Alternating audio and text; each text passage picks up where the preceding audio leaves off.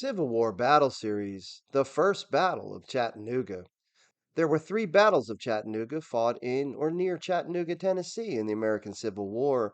The First Battle of Chattanooga, Tennessee was part of the Confederate Heartland Offensive Campaign and involved what amounted to a minor artillery bombardment by Union forces under Brigadier General James Negley against Confederate Major General Edmund Kirby Smith.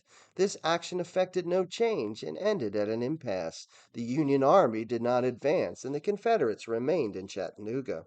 The first part of the Battle of Chattanooga was a minor battle occurring from June 7th to June 8th in 1862.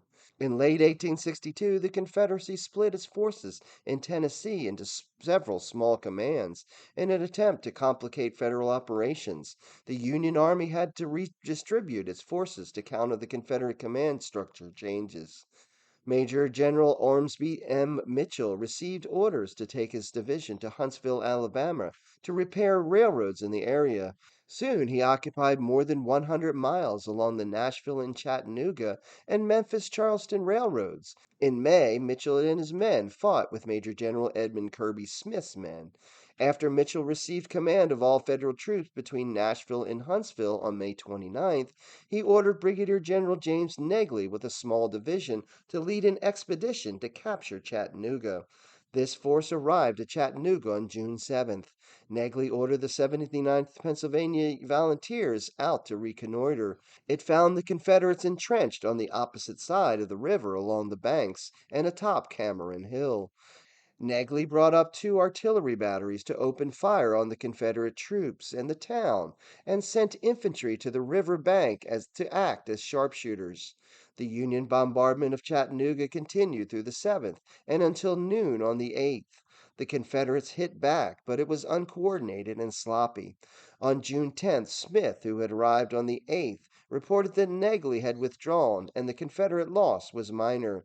This attack on Chattanooga was a warning that Union troops could mount assaults at will.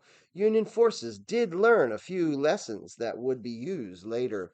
The Confederates have built strong fortifications on the heights around Chattanooga, making it difficult for Union Army to attack them directly. The Union Army would need to find a way to flank or outmaneuver the Confederates in order to be successful.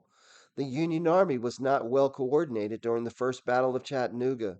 This led to confusion and disorder on the battlefield, which made it difficult for the Union Army to achieve its objectives.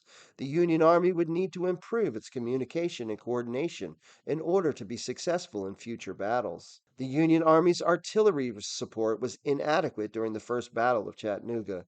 This made it difficult for the Union Army to suppress the Confederate fire and support its own infantry attacks. The Union Army would need to improve its artillery support in order to be successful in future battles.